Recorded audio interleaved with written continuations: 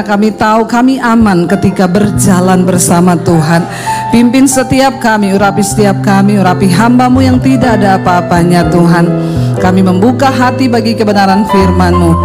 Di dalam nama Tuhan Yesus yang percaya Tuhan di tengah kita memberkati kita, katakan bersama amin. Tepuk tangan buat Tuhan Yesus. Saudara silahkan duduk.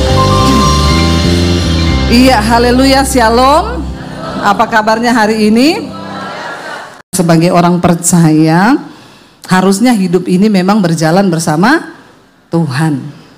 Tetapi pada prakteknya banyak orang Kristen yang Kristen, tapi hidupnya tidak berjalan bersama Tuhan. Ya, kalau kita nggak berjalan bersama Tuhan, berarti berjalan dengan siapa? Tuhan, hantu katanya ya. Banyak orang mengaku Kristen tapi dia tidak berjalan bersama Tuhan. Dia berjalan dengan kekuatannya, berjalan dengan kemampuannya, bahkan banyak yang berjalan dengan setan. Ya, tapi tidak ada yang mengaku lah di sini. Nanti ketika kita belajar firman, yuk kita buka bersama Keluaran 33, saudara. Kalau kita baca judul perikopnya di sana, Musa meminta penyertaan Tuhan di gurun. Iya, dalam hidup ini kita perlu penyertaan Tuhan, bukan hanya di gurun, tapi di Serpong juga butuh penyertaan Tuhan. Siapa yang hari-hari ini rasanya hidupnya seperti berada di gurun? Ya, aduh saya nih Bu, lagi berasa hidup saya seperti di gurun.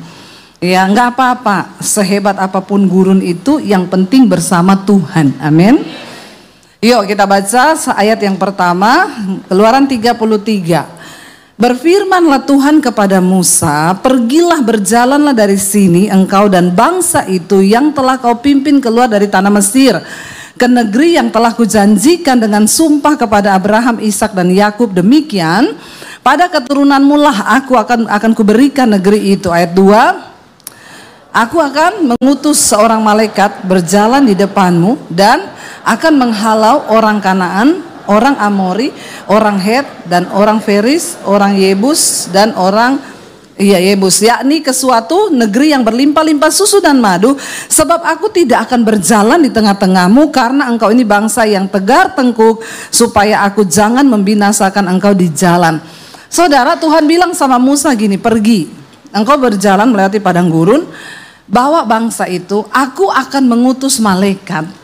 Malaikat itu akan berjalan bersama-sama dengan engkau, dan malaikat itu yang akan berperang melawan suku-suku yang akan menghalangi engkau di jalan, yaitu orang Amori, ya, lalu orang Hewi, orang Feris, orang Het, orang Yebus. Nanti malaikat itu yang akan berperang dengan mereka. Kira-kira saudara, kalau Tuhan berkata begini, kamu jalan aja dalam hidupmu ini, berusaha melakukan apapun, jalan aja.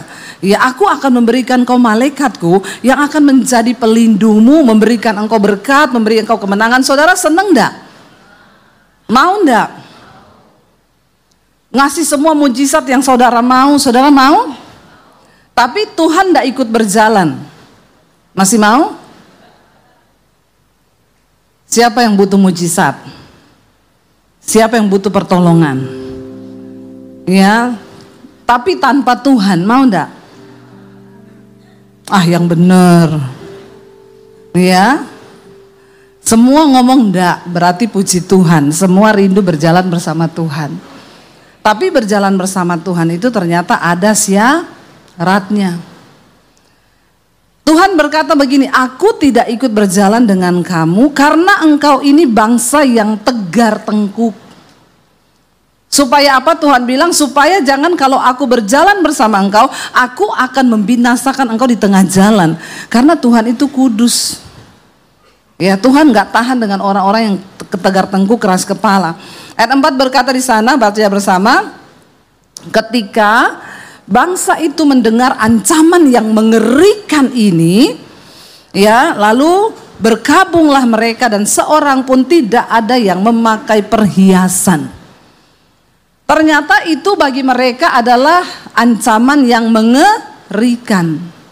Kenapa Tuhan gak berjalan dengan bangsa itu? Karena mereka keras kepala, tegar tengkuk, tidak mau bertobat. Hanya satu yang akan membuat Tuhan mau berjalan bersama kita, yaitu pertobatan. Satu kesesatan di dalam gereja, saudara, yang tidak terasa hari-hari ini. Ada satu kesesatan yang terjadi di tengah kekristenan yang tidak disangka dan tidak pernah dirasa oleh orang Kristen. Seringkali kita berpikir, oh sesat itu Kristen progresif. Nggak usah dibahas, karena itu sudah jelas sesat. Dia berkata tanpa Yesus kita bisa selamat. Tapi ada satu kesesatan yang sangat luar biasa yang tidak disadari orang Kristen, yang Yesus bilang hati-hati. Itu apa? Waktu saudara duduk di dalam gereja, puluhan tahun engkau duduk menjadi jemaat, tapi hidupmu nggak pernah berubah, engkau sedang tersesat. Bilang amin. Kalau saudara baca di Alkitab, Yesus berbicara tentang pengajaran sesat. Yesus bilang hati-hati tentang pengajaran sesat. Yesus nggak berkata macam-macam di situ. Dia nggak bilang hati-hati ya kalau ada orang datang ngajak kamu berdoa di bawah pohon lalu ada asap-asap. No, Yesus nggak ngomong sesuatu yang lain. Dia bilang begini, cuma satu tanda orang sesat itu, dari buahnya lah kamu akan mengenal mereka. Artinya apa, saudara? Dari karakter, dari perbuatan kita. Cuma itu aja Yesus nilai kok. Nggak usah kamu bingung menilainya. Yesus bilang, dari buahnya lah kamu akan mengenal mereka, sebab tidak ada pohon yang baik yang menghasilkan buah yang tidak baik, tidak ada pohon yang tidak baik yang menghasilkan buah yang tidak baik. Jadi saudara, Yesus tegaskan, cuma dari buahnya kau akan mengenal mereka. Lalu di ayat yang selanjutnya Yesus bilang apa? Makanya di hari yang terakhir akan banyak orang datang dan berkata, Tuhan, aku melakukan mujizat demi namamu, aku menyembuhkan orang, aku berkhotbah, aku main musik, aku singers, aku WL, aku asyir setiap minggu, kolektan. Tapi Tuhan bilang, nyah engkau daripadaku, aku tidak kenal kamu, pembuat kejahatan.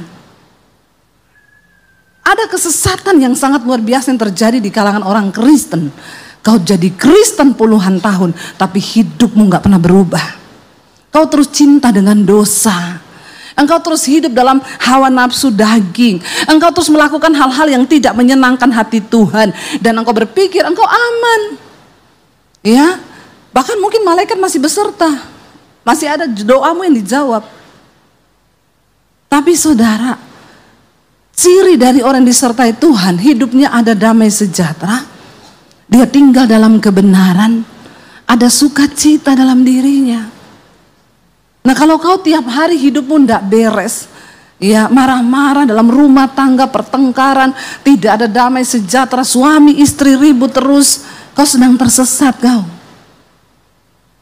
Kau tidak menjadi pelaku firman. Orang yang berjalan bersama Tuhan. Makanya dikatakan ketika bangsa Israel mendengarkan ancaman yang mengerikan itu, mereka bertobat, merendahkan diri. Dicopot semua perhiasan. Perhiasan bicara tentang kesombongan, keangkuhan, keakuan diri. Segala hal yang tidak berkenan perlu kita tanggalkan untuk mengikut Tuhan sungguh-sungguh. Amin. Karena Tuhan tidak berjalan dengan orang sembarangan, saudara. Tuhan berjalan dengan orang-orang yang mau menghormati Dia, yang hidup dalam kekudusan. Makanya saya itu melihat kehidupan, kenapa jemaat itu hidup tapi hidupnya penuh penderitaan, persoalan, tantangan, masalah, karena kau tidak sungguh-sungguh mau menjadi pelaku-pelaku firman Tuhan. Jadi tiap hari konseling, ya konseling terus. Saya mau bilang sama saudara ya, enggak usah konseling terus, amin.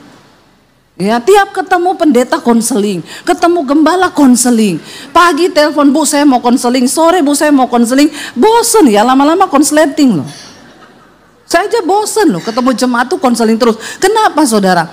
Sebenarnya kalau kau baca Alkitab, semua masalah hidupmu itu ada di Alkitab. Semua petunjuknya ada di Alkitab. Kenapa kau harus konseling terus?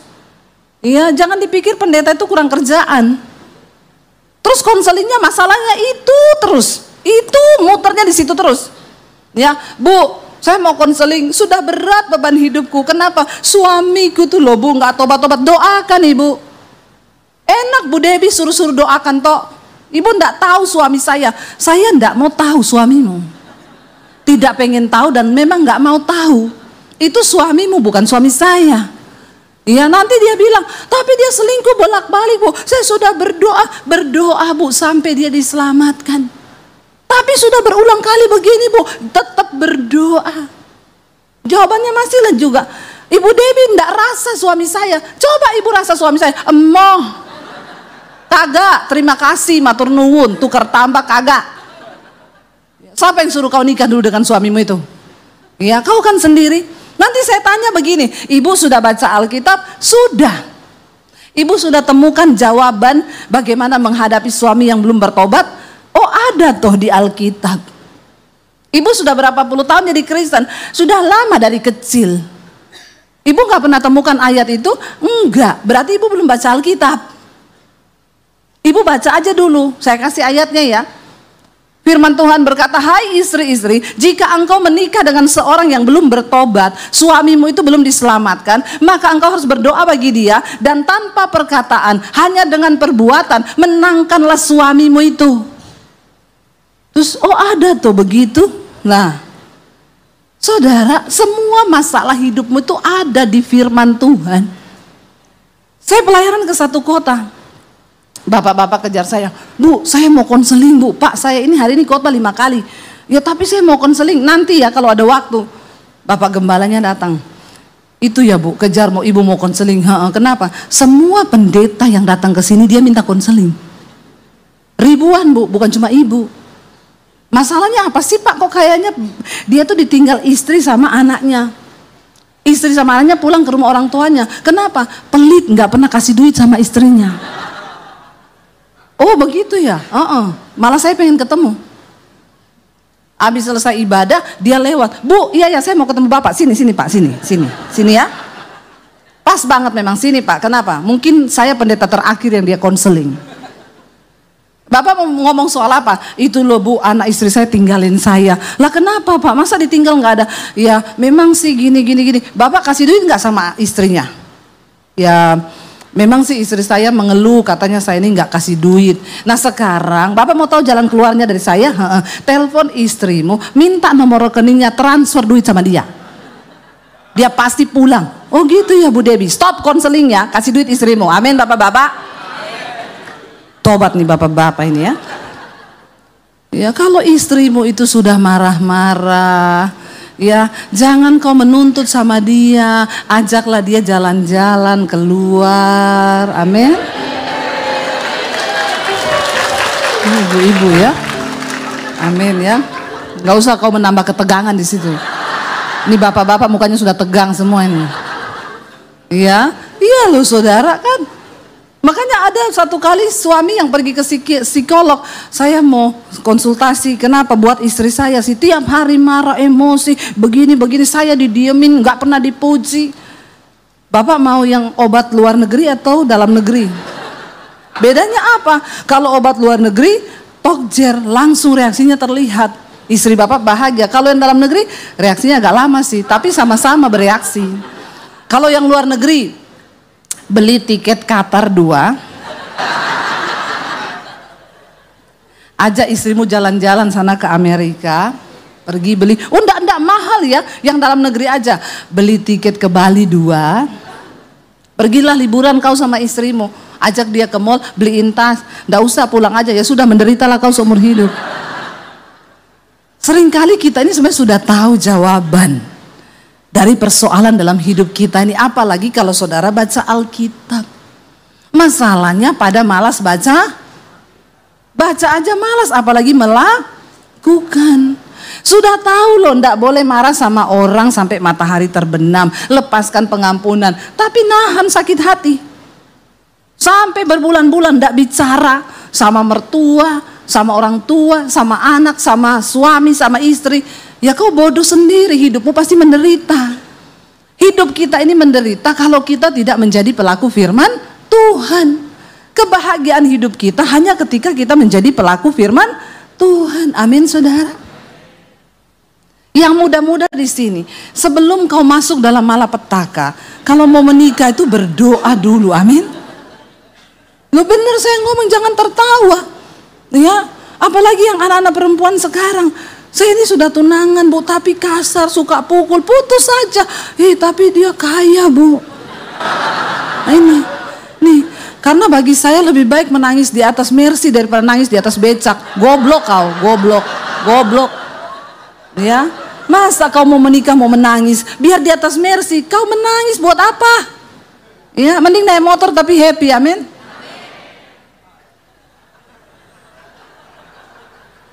Bilang amin. Yang kau butuhkan tuh kebahagiaan, bukan kekayaan. Setelah kau pikir setelah dapat kekayaan terus hidupmu bahagia, enggak. Banyak orang kaya itu kasihan menderita. Saya ketemu banyak orang kaya duduk makan, nggak bisa makan, teleponan terus marah-marah. Saya yang ditraktir nih loh, makan enak. Dia saudara, itu gimana? Kamu urus dong. Ya kalau bisa itu bagaimana lah urusnya nenek. Maaf ya bu, ngurusi kerjaan. Baru mau makan tirit. Ya gimana? Kan saya sudah bilang maaf ya bu. Kasihan kan? Ya kasihan. Itu yang Alkitab bilang orang fasik bekerja buat orang benar. Tuh? Iya toh?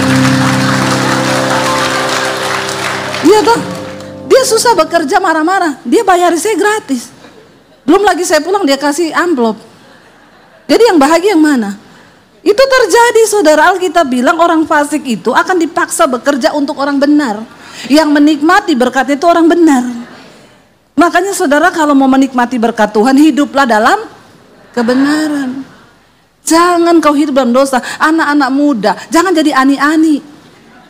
Perempuan-perempuan, ya. Karena kau suka mau menikmati kekayaan, kau jadi simpenan dapat uang dari om-om, bertobat. Bertobat. Om-om juga, jangan so jadi sugar daddy. Nanti kalau kau sudah tua kena diabetes jadi daddy sugar kau. Bapak-bapak sakit gula, diabetes. Bertobat, ya. Bertobat, hidup ini lurus saja dalam firman Tuhan, amin. Dosa itu menghambat Tuhan bisa berjalan bersama engkau. Makanya dikatakan akhirnya mereka takut Tuhan tidak berjalan, mereka bertobat, tanggalkan semua perhiasan yang mereka pakai. Mereka merendahkan diri, berkabung, berpuasa, memohon supaya Tuhan jangan tinggalkan. Kita akan berbahagia berjalan bersama Tuhan. Tapi kamu akan menderita ketika engkau hidup jauh dari Tuhan sekalipun kau Kristen. Ya, tinggalkan dosa Bapak Ibu supaya kita ini berbahagia. Sebenarnya goal dari kekristenan itu cuma apa? Waktu kita melakukan firman Tuhan, karena ketika Yesus datang, dia tidak tanya depositmu berapa. Dia nggak tanya rumahmu berapa, dia nggak tanya pelayananmu berapa, dia nggak tanya gerejamu sebesar apa. Dia cuma tanya, kamu hidup melakukan firmanku enggak? Melakukan kehendakku enggak? Ini loh goal dari kekristenan. Kita melakukan kehendak Bapa. Bukan kehendak kita, tapi kehendak Bapa. Musa berkata, Tuhan kalau engkau tidak beserta dengan kami tidak mau berjalan. Apakah kita juga seperti se-ekstrim itu dalam hidup kita? Kalau Tuhan nggak beserta aku nggak mau berjalan Tuhan. Sekalipun ini kelihatannya rohani, saya nggak mau. Saya nggak mau kalau bukan Tuhan yang suruh.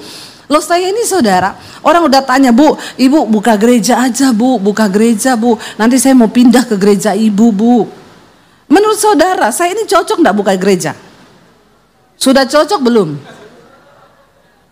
Ada yang bilang belum ya? Siapa itu ya? Ya, bagi sebagian itu mereka bilang ibu buka gereja, saya mau pindah ke gereja ibu. Ya, beberapa juga teman hamba Tuhan, buka aja lah Bu, ibu sudah waktunya lah buka gereja. Saya bilang apa? Kalau Tuhan tidak suruh, saya tidak mau. Loh ada yang kasih kita gedung loh, pakai aja Bu, ibu mau buka minggu, mau buka kapan pakai aja. Ya, kalau secara manusia saya tergiur, ya saya punya kapasitas untuk buka gereja saudara. Tapi apakah itu yang Tuhan mau? Kan belum tentu kan? Lalu saya berdoa setelah pandemi dengan suami, Tuhan mau bawa kemana pelayanan kita? Ya saya dapat ayat, ya kamu lihat tuaian banyak tapi penuai sedikit. Maka kamu harus persiapkan para penuai. Saya bilang, lah saya mulai dari mana Tuhan, saya bingung. Ya, lalu saya dapat Tuhan bilang kamu buka sekolah yang untuk menyekolahkan anak-anak yang tidak mampu untuk jadi hamba Tuhan. Nah, saya bilang loh Tuhan, saya ini bukan orang kaya yang punya uang puluhan miliar. Saya juga bukan orang pinter yang titelnya profesor, doktor, MTh, itu. Tapi ya Tuhan bilang saya nggak cari orang pinter, saya nggak cari orang kaya, tapi aku mau cari orang yang taat melakukan apa yang aku mau. Jadi saya bilang sama suami, kita dapat visinya ini dari Tuhan. Ya udah kita bergerak. Saya cari tanah, saudara. Kalau pelayanan ke Surabaya naik mobil, kami mampir di Karanganyar, Tawangmangu itu untuk cari tanah. Tujuannya saya cari yang dekat gunung-gunung itu, karena kalau bikin sekolah Alkitab, sekolah misi gitu, hamba Tuhan tuh biar dekat-dekat gunung, dekat Tuhan ya. Kalau di kota dekat mall nanti jadi hedon dia. Tapi kalau di gunung tuh dia bangun pagi lihat gunung, ih dekat Tuhan toh. Lihat sungai Tuhan, dia lihat burung, dia lihat Tuhan, pohon gitu. Lalu akhirnya kami cari saudara. Ada tanah yang harganya cocok, izinnya susah. Ada yang izinnya bisa, harganya tinggi. Saya itu siapin uang enggak seberapa karena memang saya bukan orang kaya yang punya uang puluhan miliar. Akhirnya saya bilang, Tuhan kami sudah bolak-balik ke sini enggak dapat loh. Aku bukan enggak taat, tapi ya Tuhan tahu sendiri enggak ketemu. Tiba-tiba ada orang WA, Bu Debi, saya dengar ibu lagi cari tanah untuk bangun sekolah. Saya mau persembahkan tanah saya kalau ibu cocok, tapi daerahnya di Semarang, Bandungan, di bawah gunung Bu, dingin. Saya pergi lihat sini gunung, sana gunung, situ gunung, ih deket Tuhan banget nih tempat. Ya, saya cocok Pak. Ya udah kalau ibu cocok kita tanda tangan serahkan tanah itu ke yayasan. Waktu mau bangun, digambar-gambar di atas tanah 4.500 meter saudara. Saya dimajukan proposal pembangunan. Hah? Banyak ya? Saya pikir paling banter lah 1M pembangunan. Lalu untuk isi semua apa 1M. Saya siapin uang 2M. Gini-gini saya siapin untuk Tuhan 2M loh. Walaupun gini-gini loh, gini-gini loh, gini-gini loh. Maaf ya, buat beli mobil Mercy dapat nggak? Dapat, beli tas Hermes dapat nggak? Dapat ya, tapi saya mau mendahulukan Tuhan. Ya, saya ini bersaksi depan saudara, bukan buat kesombongan. Tapi kalau ada yang orang bilang sombong, silahkan. Emang gue pikirin. Kadang jemaat itu perlu disadarkan. Kita menyaksikan apa yang kita alami bersama Tuhan. Orang kaya tidak dinilai dari apa yang kau pakai, tapi seberapa besar engkau taat dengan kehendak Tuhan atas hidupmu. Amin. Jadi jangan bangga kalau kau pakai semua bermerek, tapi taburannya, kasihan deh lo. Malaikat aja yang tahu, ya. Maaf saudara. Akhirnya saya lihat, banyak begini, berkali lipat dari yang kita pikir. Iya Bu, jadi gimana? Saya bilang sama suami gini, udahlah gampang. Nanti kalau kita mau membangun, nanti saya taruh nomor rekening di YouTube. Kan yang nonton Mesbah Syukur saya tiap pagi 50.000, malam itu malam 50.000, yang pagi itu 75 sampai 100.000. Bayangkan kalau rekeningnya jalan-jalan saya pengumuman kan, saudara Shalom, kita akan membangun sekolah misi. Yang mau menabur masuk surga semuanya ya. Silakan saudara alirkan rekening ini buat pembangunan. Lalu rekeningnya jalan muterin muka saya, sampai yang lihat juga bingung gitu ya, pusing deh lihat rekening terus. Saya bilang sama suami, gampang, itu bayangkan 100.000, taruhlah dia nyumbang 50.000 tok, ya, hitung sendiri, jebol kalkulatormu. Waktu sudah mulai pembangunan, suami saya bilang, saya nomor rekening mana yang mau taruh di YouTube? Aku doa dulu, tanya Tuhan lagi. Orang yang berjalan bersama Tuhan selalu harus tanya, walaupun di depan mata kelihatannya menggiurkan. Ya, saya taruh nomor rekening, selesai sudah. Saya doa, tahu enggak Tuhan ngomong apa? Terserah saudara percaya atau tidak Tuhan ngomong, itu urusan saudara bukan urusan saya.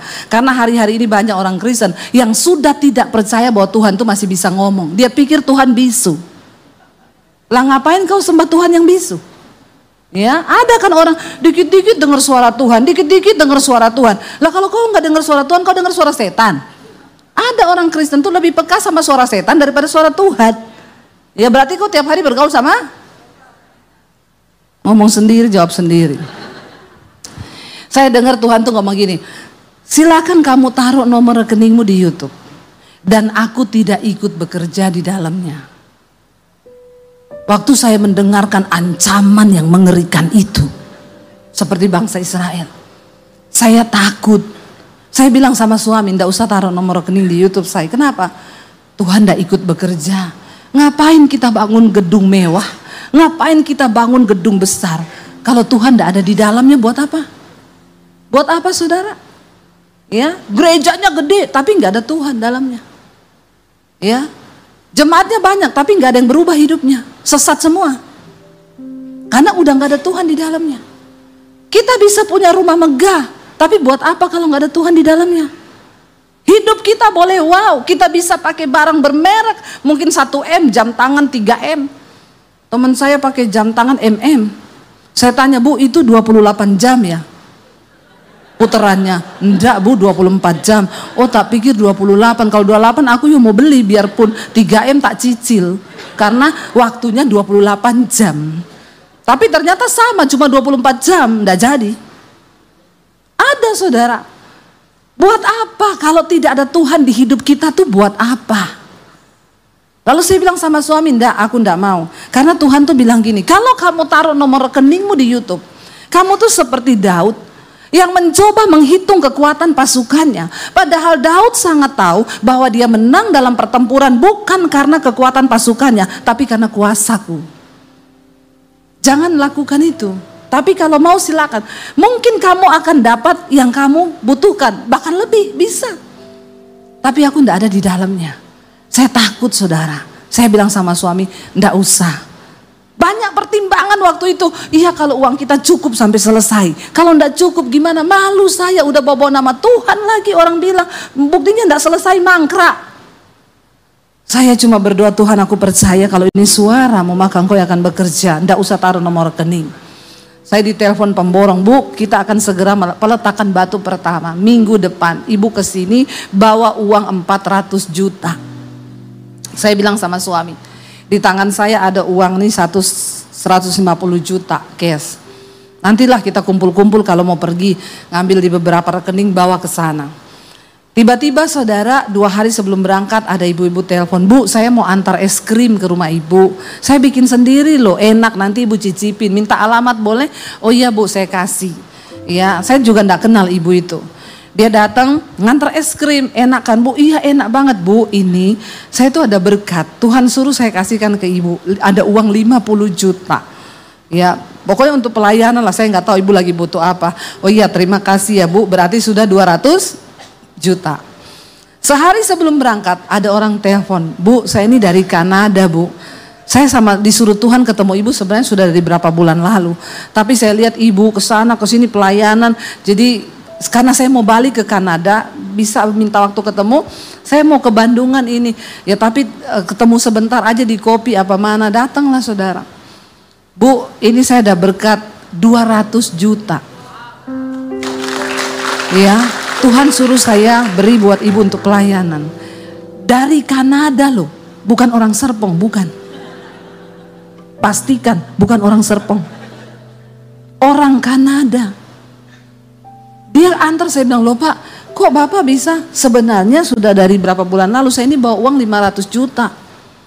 Itu tadinya semua mau saya kasihkan Ibu, tapi karena nggak ketemu-ketemu, saya sudah kasih untuk gereja di Papua dibangun, saya sudah kasih. Ini tinggal sisanya, saya merasa bersalah, Bu. Oh, Bapak enggak salah, enggak, karena memang yang kami butuhkan cuma itu.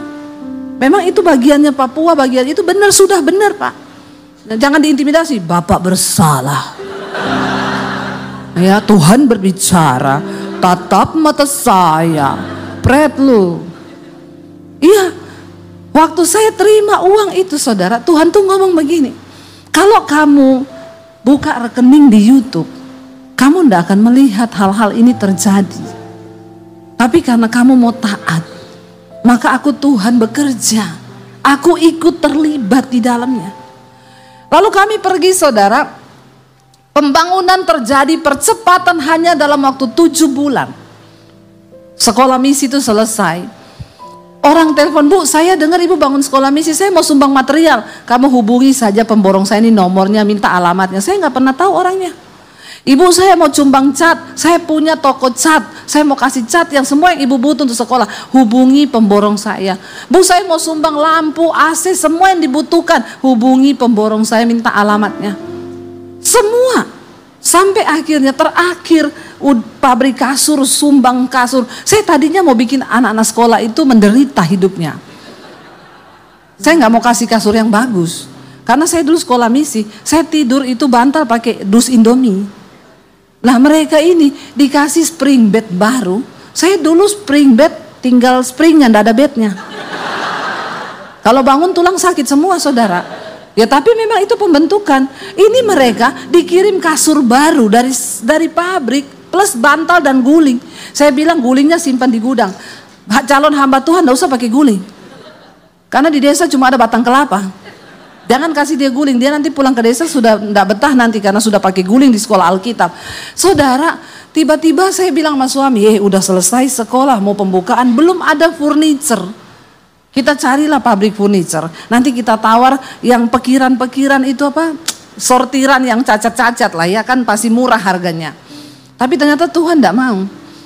Belum kita melangkah cari pabrik, ada orang WA, Shalom ibu, saya punya pabrik furniture di Malang. Ibu kapan main ke pabrik kami, ibu lihat semua katalog kami, semua yang ibu butuhkan untuk sekolah misi, kami disuruh Tuhan untuk isi semuanya di sekolah misi.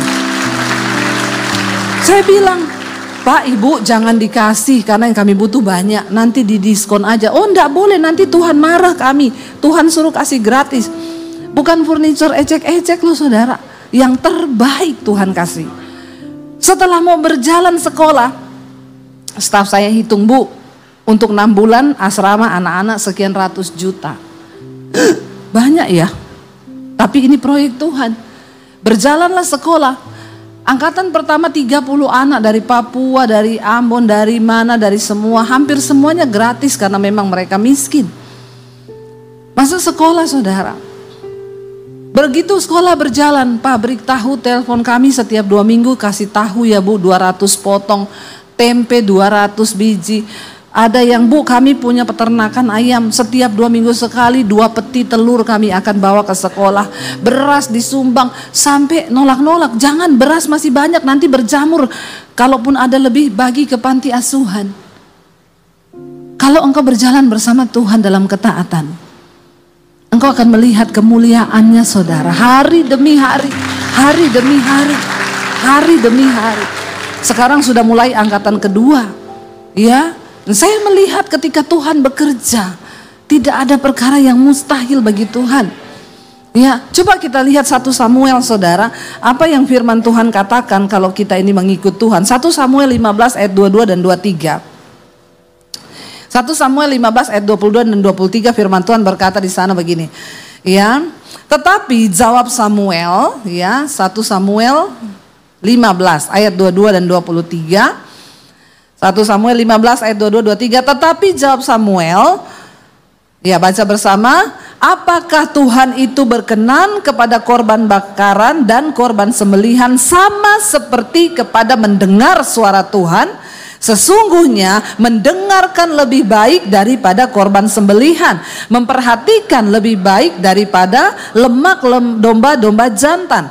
Sebab pendurhakaan adalah sama seperti dosa bertenung dan kedegilan adalah sama seperti menyembah berhala dan terafim. Saudara, ya, bangsa Israel ketika waktu itu mereka berbuat dosa, mereka punya duit, mereka beli kambing, sapi, domba dikorbankan darahnya untuk menghapus dosa.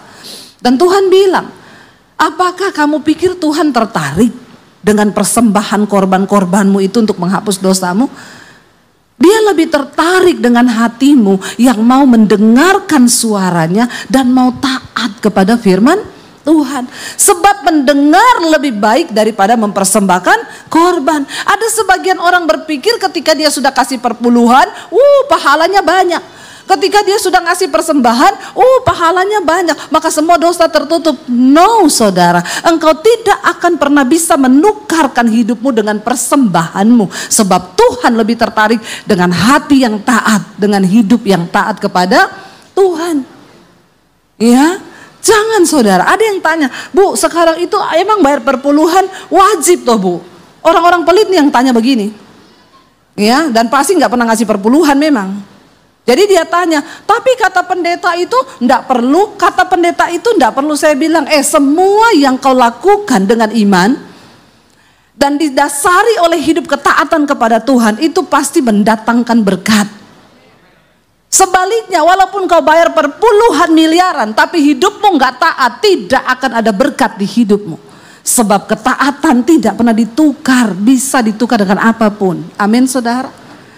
Yang Tuhan mau itu ketaatan. Bagi Tuhan mujizat itu saudara, waktu kau butuh, aduh ya, makanya waktu saya bilang Tuhan, saya ini bukan orang kaya, Tuhan bilang saya nggak butuh orang kaya. Ya, tapi aku butuh orang yang taat untuk melakukan semua proyek-proyekku di akhir zaman. Kita sedang berpacu dengan waktu saudara. Kita ada di hari-hari yang terakhir. Dengar baik, waktu satu saat kita menghadap Tuhan, dia tidak tanya berapa kekayaanmu. Dia tidak tanya berapa titelmu. Dia tidak tanya berapa hebat pelayananmu. Tapi dia akan tanya, berapa banyak kehendakku yang sudah engkau lakukan selama engkau hidup di dunia ini. Karena satu saat kita semua akan mati. Dan sekali lagi kalau saya bicara kematian, jangan lihat sama yang rambut putih. Ya, terus saudara pikir dia duluan ini. Karena tua itu bukan syarat mati. Sekarang semua orang bisa tiba-tiba mati. Ya, sepupu saya loh, umur 53 tahun, mau pelayanan. Ya, saya disuruh maju ke depan nih tulisannya, padahal saya sengaja mengundur karena panas di sini. Ya, panas nih, lighting nanti saya berkeringat, bercucuran loh saudara. Ya, tapi enggak apa-apa, saya harus taat kepada multimedia di atas. Sudah habis ini saya basah kuyup ini ya. Jadi saudara ya, sampai di mana tadi? Oh iya, umur. Saya punya sepupu 53 tahun. Mau pelayanan, enggak ada sakit, sehat. Mau pelayanan, pusing tok. Ngomong ke suaminya, saya pusing. Suaminya bilang, gak usah pelayan dulu. Ah jangan, saya kemarin sudah latihan di gereja WL. Sampai depan gereja jatuh pingsan. Seminggu tidak sadar, sampai akhirnya meninggal. Saya syok loh saudara. Sesimpel itu kematian. Cuma sesimpel itu. Hari-hari ini kita mendengar kabar-kabar, kemarin teman saya telepon, Bu, adik saya meninggal, Bu. Sakit apa? Enggak ada sakit, cuma hari-hari terakhir mengeluh asam lambung. Tiba-tiba meninggal. Saudara, kita nggak pernah tahu hidup kita sampai kapan. Yang muda-muda juga ini, jangan sombong. Sekarang yang muda-muda banyak sakit. Stroke umur 21 tahun. Karena kau makan semua itu makanan-makanan yang meracuni, ya minuman-minuman yang meracuni, gulanya tinggi. Anak-anak muda sekarang sudah pada kena loh. Diabetes, sudah pada kena cuci darah, ginjal. Ya, karena kau makan semua yang tidak sehat. Tapi bukan itu yang penting. Yang terpenting selama kita hidup, apakah kita melakukan kehendak Tuhan? Atau kita cuma hidup melakukan kehendak kita sendiri? Jangan pernah berjalan tanpa Tuhan, saudara. Karena hidup ini terlalu berbahaya kalau tanpa Tuhan. Kita sedang mencari sesuatu apa di dunia ini. Sekaya apapun engkau tanpa Tuhan percuma. Semegah apapun gedung gerejamu tanpa Tuhan sia-sia. Hari ini kita mau berkata, Tuhan bilang kau tidak besertaku, aku tidak berani berjalan Tuhan. Bangkit berdiri bersama saudara. Nyatakan ini di hadapan Tuhan. Mari tutup mata dalam hadirat Tuhan saudara. Seburuk apapun jalan yang sedang engkau jalani hari ini, ketika Tuhan yang pegang tanganmu, maka engkau tetap aman di dalam perlindungannya. Hari ini, mari katakan di hadapan Tuhan, kami perlu Engkau Tuhan. Di tengah-tengah zaman yang terus berubah, di tengah dunia yang sedang tidak baik-baik saja, kami perlu Tuhan di hidup kami. Kami perlu Engkau di masa muda kami. Anak-anak muda berseru kepada Tuhan, karena Engkau tidak pernah tahu hari-hari ke depan. Alkitab berkata akan datang masa yang sukar, tapi orang yang berjalan bersama Tuhan, engkau akan terus melihat kemuliaan Tuhan atas hidupmu. Rendahkan hatimu hari ini. Katakan, Tuhan kami mau tinggalkan segala dosa yang menghalangi Tuhan berjalan bersama kami. Tinggalkan setiap kenajisanmu, percabulan, perselingkuhan, kepahitan, amarah, roh rokok, minuman keras, apapun yang mengikat hidupmu hari ini, bilang, Tuhan, kami mau lepaskan semua dosa itu yang menghalangi Tuhan berjalan bersama kami. Kami rendahkan diri kami di hadapan-Mu hari ini, Tuhan. Kami rendahkan hidup kami di hadapan Tuhan. Ajar kami menghormati Tuhan dalam hidup ini. Ajar kami, Bapa, ajar kami sebelum waktu itu tiba, Kau panggil kami kembali pulang. Biar kami menyenangkan hati-Mu, melakukan kehendak-Mu di dalam hidup kami ini. Mari angkat tanganmu sekali lagi di hadapan Tuhan, saudara. Terima kasih Tuhan. Sungguh Tuhan, kami sudah kembali mendapatkan arahan tentang kebenaran firman-Mu yang sudah mengajar kami selalu untuk taat, untuk kami boleh terus bisa berjalan bersama-Mu, Tuhan. Terima kasih untuk Ibu Debbie yang sudah menyampaikan kebenaran-Mu, karena kami percaya Tuhan menyertai, menjagai, melindungi dia, memberkati suami anak-anaknya. Biarlah dia banyak menangkan jiwa dalam setiap pelayanannya. Terima kasih Bapa. Semua ini kami serahkan ke dalam tangan-Mu. Siang ini juga kami berdoa untuk senior pastor kami, Bu Flora dan keluarga. Tetap sertai keluarga ini Tuhan, utamanya senior pastor kami dalam pelayanan dia Tuhan. Tetap pakai, banyak jiwa boleh dimenangkan dalam setiap pelayanan yang ada. Terima kasih, dan elders yang ada kami serahkan dalam tangan-Mu Tuhan. Dan kami serahkan juga seluruh pengerja yang sudah terlibat dalam pelayanan, mulai dari pagi sampai dengan siang ini Tuhan. Soundman, multimedia, dan juga WL, singer, dan pemain musik yang ada. Tuhan berkati semua, karena mereka sudah melayani Engkau dengan apa yang mereka miliki. Dan semua ini kami serahkan dalam tangan-Mu Tuhan. Memberkati jemaat yang sudah hadir juga pada siang hari ini, sesuai dengan apa yang mereka butuhkan dalam kehidupan mereka. Tuhan memberkati. Tuhan berkati semua Tuhan. Yang sakit kami percaya mereka pulangkan sembuh. Dan mereka yang datang dengan beban berat, mereka pulang dengan damai dan sukacita. Karena Engkau Tuhan yang sudah menguatkan, Tuhan yang sudah memampukan mereka untuk ada dan berjalan bersama-Mu Tuhan. Terima kasih Bapa. Sebentar apabila kami akan pulang dari tempat ini Tuhan, kami siap menerima berkat daripada-Mu Tuhan. Arahkan hatimu kepada Tuhan, angkatlah kedua belah tangan-Mu. Tuhan memberkati hidupmu, Tuhan memberkati keluargamu, Tuhan memberkati usahamu. Apapun usahamu yang kau sedang kerjakan berhasil.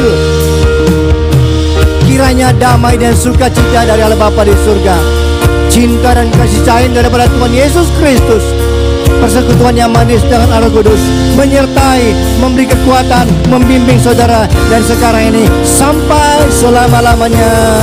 Yang percaya katakan amin. Tuhan Yesus memberkati.